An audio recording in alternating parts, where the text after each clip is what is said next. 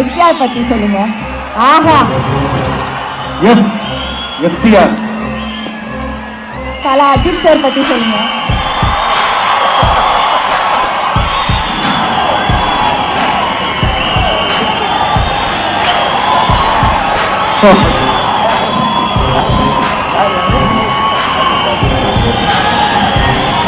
அவருதான்.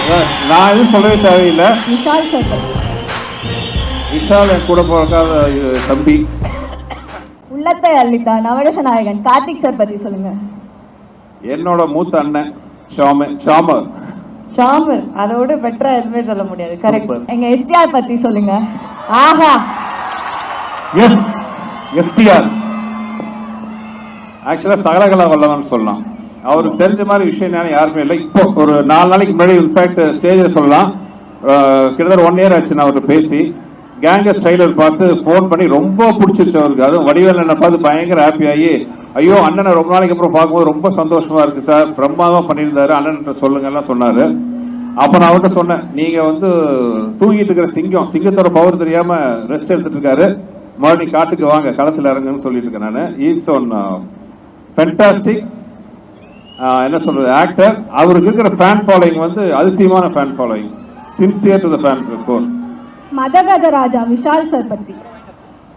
விஷால் என் கூட பிறக்காத தம்பி. எங்களுக்கு ரெண்டு அசோசியேஷன் வந்து ஒரு long association. It's like a family.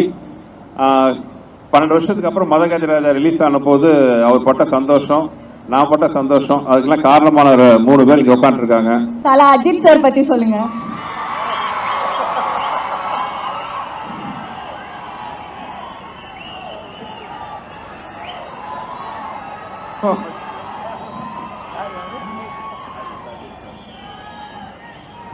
அவரு தான். நான் எதுவும் சொல்லவே தேவையில்லை. ஆக்சுவலா நாங்கள் ஒர்க் பண்ணும்போது பார்த்தீங்கன்னா அவர் வந்து இந்த தலையா உருவாகல. அப்கமிங்ல இருந்துட்டு தலைக்கான அந்த உருவாக்கத்தில் இருந்தார்.